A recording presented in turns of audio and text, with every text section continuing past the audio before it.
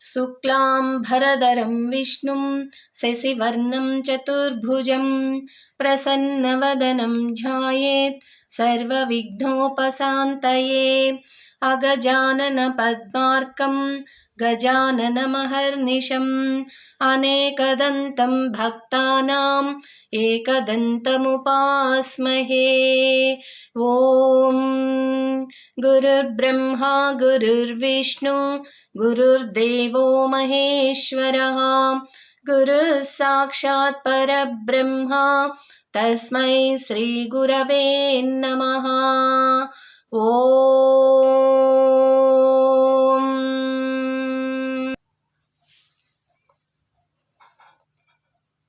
ఇంతకుముందు వీడియోలో మనం మరణా సమయంలో భగవన్ నామస్మరణ చేయటం వల్ల మనకు కలిగే ప్రయోజనాలు, మనకు కలిగే ముక్తి గురించి తెలుసుకున్నాం.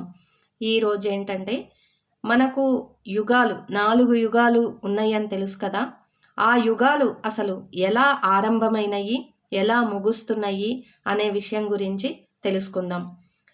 వేదాలను అనుసరించి యుగాలు మొత్తం 4. అవి కృతయుగము, త్రేతాయుగము, ద్వాపర యుగము, కలియుగము. ఇలా ఒక్కో యుగానికి ఒక్కో భగవంతుడు ఉండగా జ్యోతిష్య గ్రంథం ప్రకారం ఒక్కో యుగానికి ఒక్కో గ్రహం రాజు, మంత్రి అని చెబుతున్నారు. మరి పురాణాలు, శాస్త్రాలు యుగాల గురించి ఏం చెబుతున్నాయనే విషయాల గురించి మనం ఇప్పుడు తెలుసుకుందాం. 1వది కృతయుగం. 4 యుగాలలో మొదటిది కృతయుగం. దీనినే సత్యయుగం అని కూడా అంటారు. ఈ యుగం నందు నారాయణుడు లక్ష్మీ సహితముగా భూమిని పరిపాలిస్తాడు. దీని కాల పరిమాణము 17,27,000 సంవత్సరములు. ఈ యుగంలో ధర్మం 4 పాదాల మీద నడుస్తుంది. ఈ యుగంలో ప్రజలు ఎలాంటి బాధలు లేకుండా సుఖ సంతోషాలతో ఉంటారు. ఈ యుగంలో అకాల మరణాలు ఉండవు. ఇక ఈ కృతయుగమునకు రాజుగా సూర్యుడు అంటే రవి, మంత్రిగా గురువు అంటే బృహస్పతి నియమితులయ్యారు. బంగారమునకు అధిపతి గురువు కావున ఈ యుగంలో ఎక్కడ చూసినా బంగారుమయముగా ఉండేది. ప్రభువులకు, ప్రజలకు ఎటువంటి భావ విభేదము, విరోధము లేక చక్కగా కాలం నడిచినది. సూర్యప్రభావము చేత సుక్షత్రియులు, గురు ప్రభావము చేత సద్బ్రాహ్మణులు జనించి ధర్మమైన పాలన నడిచినది. ఇక సకాలమునకు వర్షం, మంచి పంటలు, పాడి పశువులు అభివృద్ధి చెంది ప్రజలు సుఖమైన జీవనం గడుపుతూ ధర్మమైన పాలన సాగుతుంది. సూర్య గురువులు వారికి మిత్రగ్రహములైన కుజ, చంద్ర, కేతువుల సహాయముతో ధర్మమైన పాలన చేస్తూ ఉన్నారు. శని, శుక్ర, బుధ, రాహుగ్రహములు కదలక మెదలక కొంతవరకు వాగ్వివాదం కల్పించ ప్రయత్నం చేసిరి.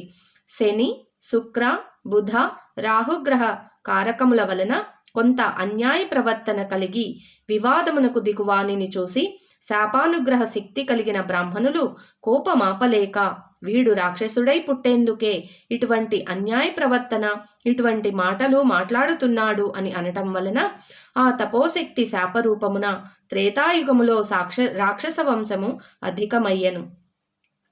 తపస్సుచే దైవబలమును సంపాదించారు. కాని కోపము ఆపలేక పలికిన పలుకులు త్రేతాయుగములో క్రూరులు, రాక్షస స్వభావులు, రాక్షసులు, కలహం పెంచేవారు అధికమయ్యారు.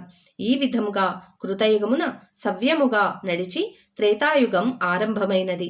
ఇక 2వది త్రేతాయుగము. త్రేతాయుగములో భగవంతుడు శ్రీరాముడిగా అవతరించాడు. ఈ యుగములో భగవంతుడిగా అవతరించిన శ్రీరాముడు రాక్షసుడైన రావణుడిని సంహరించి ధర్మ సంస్థాపన చేశాడు. ఈ యుగం కాల పరిమాణము 12,96,000 సంవత్సరములు. ఈ యుగంలో ధర్మం 3 పాదములపై నడుస్తుంది. ఇక త్రేతాయుగమునకు రాజుగా కుజుడు అంటే మంగళుడు, మంత్రిగా శుక్రుడు నియమితులయ్యారు. కుజుడు పురుషకారకుడు, యువకుడు, యుద్ధప్రియుడు, సుక్షత్రియుడు, బాహుబాల పరాక్రమవంతుడు, సత్యము పలుకువాడు, రాజుగా ఆచారమునకు కట్టుబడి ఉండక తిరుగువాడు. రాక్షస గురువు అయిన శుక్రాచార్యుడు స్త్రీలకు కారకుడు, మాయమంత్ర తంత్రవాది. కుజునకు పరమశత్రువు అయిన శుక్రుడు మంత్రిగా కాలము పాలించవలసి వచ్చింది. రాక్షస గురువు శుక్రబలమున దుష్టశక్తి మాయామంత్రం ప్రభావం చేత రాక్షసులను పురిగొల్పి యజ్ఞ యాగాది క్రతువులకు, తపస్సంపన్నులకు, రూపవతులైన స్త్రీలకు, బ్రాహ్మణులకు విపత్తులు కల్పించి బాధించేవాడు. రాజు మాట మంత్రికి, మంత్రి మాట రాజుకు పడకపోవటం చేత మంత్రులు క్రూర స్వభావులై రాజ్యపాలనను భ్రష్టు పట్టించి స్త్రీ వ్యామోహము వలన కలహము పెంచి ప్రజలను పీడించి రూపవతులు అగు స్త్రీలచే యువకులకు ప్రాణహానిని కలిగించేవారు. 4 హంగులలో ప్రథమమైన మంత్రము యజ్ఞ యాగాదులు మొదలగు దైవ కార్యములు, వాటిని జరిపించు బ్రాహ్మణ వంశములను అంతరించేలా చేసేవారు. ఇలా రాక్షసుల వలన, దుర్మార్గుల వలన, మంత్రి సామంతుల వలన త్రేతాయుగములో 1/4 భాగం దెబ్బతిన్నది. కుజగ్రహ బలము చేత ధనుర్విద్యా పారంగతులు అయిన రాజయువకుల చేత రాక్షస సంహారం చేయించుచు అధర్మపరులను శిక్షిస్తూ బ్రాహ్మణులను కాపాడుతూ స్త్రీలకు రక్షణ కల్పిస్తూ ధర్మమును కొంత రక్షించెను. ఈ విధంగా త్రేతాయుగమున ధర్మము 1/4 పాదము తగ్గి ద్వాపరయుగం మొదలవుతుంది. ఇక 3వది అయినది ద్వాపరయుగం. ద్వాపరయుగంలో భగవంతుడు శ్రీకృష్ణుడుగా అవతరించాడు. ఈ యుగం కాల పరిమాణం 8,64,000 సంవత్సరములు. ఈ యుగంలో ధర్మము 2 పాదములపైనే నడుస్తుంది. ద్వాపరయుగమున రాజుగా చంద్రుడు, మంత్రిగా బుధుడు నియమితులై పాలన చేస్తున్నారు. చంద్రుడు గురుగ్రహ వర్గమునకు చెందినవాడు, బుధుడు శని వర్గమునకు చెందినవాడు. వీరు ఒకరికి ఒకరు పడనివారు. బుధుడు చెడు విద్యలను రాక్షసులకు, దుర్మార్గులకు, దుష్టులకు ఇచ్చి సాధువుల, సజ్జనుల, రూపవతుల, పతివ్రతలకు, కన్యలకు అపకారం చేయువారిని పురిగొల్పుతాడు.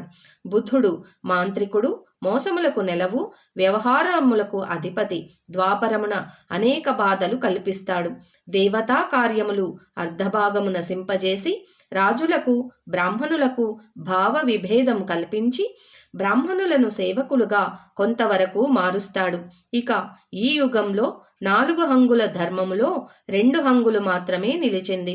చంద్రుడు సకల విద్యా పారంగతుడు, బలవంతుడు, మనోకారకుడు, మాతృకారకుడు కాన రాజుల విద్యా పారంగతులను చేసి ధనుర్విద్య నేర్పించి దుష్టులను ప్రబలకుండా ఈ మాంత్రికులను, వామాచారులను, మాయావులను నాశనం చేయుటకు స్వయముగా భగవానుడే కృష్ణుడిగా అవతరించి దేవతా వర్గమున కొందరిని అంటే ఇంద్రుని అంశలు ధర్మరాజు, భీముడు, అర్జునుడు, నకుల, సహదేవులు తోడు చేసుకొని ద్వాపరయుగ అంతమున మంత్రయుగమును మటుమాయం చేస్తాడు.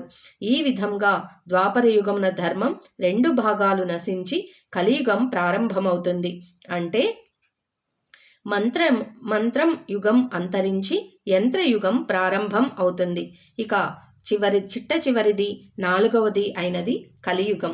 మనం ప్రస్తుతం ఉన్న యుగమే కలియుగం. కలియుగం అంతంలో భగవంతుడు కల్కిగా అవతరిస్తాడని చెబుతారు. కలియుగం కాల పరిమాణం 4,32,000 సంవత్సరాలు. సూర్య సిద్ధాంతం ప్రకారం క్రీస్తుపూర్వం 3102 ఫిబ్రవరి 18 అర్ధరాత్రి కలియుగం ప్రారంభమయ్యింది. ఇదే సమయానికి శ్రీకృష్ణుడు తన అవతారాన్ని చాలించాడని హిందువులు భావిస్తారు. ఈ కలియుగమునకు రాజు శని, మంత్రులు రాహుకేతువులు. రాహు కేతువు ఇద్దరికీ ఒకరు అంటే ఒకరికి పడదు. రాహువు శనికి మిత్రుడు. కొంతకాలం రాహువు మంత్రిగా, కొంతకాలం కేతువు మంత్రిగా పాలన చేయుచున్నారు. 4 ధర్మశాస్త్రములు అదృశ్యం అవ్వగా అప్పుడు కలియుగం ముందుకు నడిచెను. ధర్మమును నిలబెట్టు శాస్త్రములు ఉన్నా తన పని సాగదని, కలియుగము నడవదని తలంచి కలియుగ ఆరంభములోనే శాస్త్రములను, వారిని రక్షించు బ్రాహ్మణులను, అగ్రహారములను, రాజులను ఒక్కొక్కటిగా నశింపచేస్తూ వచ్చాయి. ఇక అప్పటి నుండి క్రూరము, కుత్సితము, అసత్యము, అప్రమాణము, అధర్మము, అన్యాయము తలెత్తాయి. ఈ యుగంలో వావి వరసలు తప్పి వర్ణ సంకరములు మొదలై దొరలే దొంగలయ్యారు. దైవభక్తి తగ్గి గురుభక్తి, మాతృ పితృభక్తి అపురూపం అయింది. దైవమును నమ్మి పూజించు కాలం పోయి గురువును పూజించు కాలం వచ్చింది. ఇక హింసా సిద్ధాంతం ఎక్కువ అయ్యి పాపము వలన దుఃఖం అనుభవిస్తాము అన్న భయమే లేకుండా పోయింది. పుణ్యకార్యములు కరువయ్యాయి. ఎలాగైనా ధనాన్ని, స్త్రీని పొందినవాడే గొప్పవాడని అనుకునేవారు ఎక్కువయ్యారు. దొంగలకు దారి చూపేవారు ఎక్కువయ్యారు. ఇంకా ప్రజలు స్వధర్మమును వీడి అన్యధర్మములను ఆచరించు కాలమునకు పోయారు. వర్ణద్వేషాలు, మతద్వేషాలు పెరిగాయి. మంచివారు దుర్మార్గులచే పీడించబడుతున్నారు. అయితే కేతు మంత్రిగా ఉన్న ఈ కాలంలో కొంతమంది ధర్మాత్ములు పుట్టి లోకమునకు మంచి మార్గంను చూపెట్టు పనులు చేస్తున్నారు. ఈ విధంగా కలియుగం మంచి అనేదానికి చోటు లేకుండా అధర్మానికే మొగ్గు చూపుతూ నడుస్తుంది. కలియుగం అంతంలో భగవంతుడు కల్కిగా అవతరించి తిరిగి సత్యయుగం స్థాపనకు మార్గం సుగమం చేస్తాడని చెబుతారు.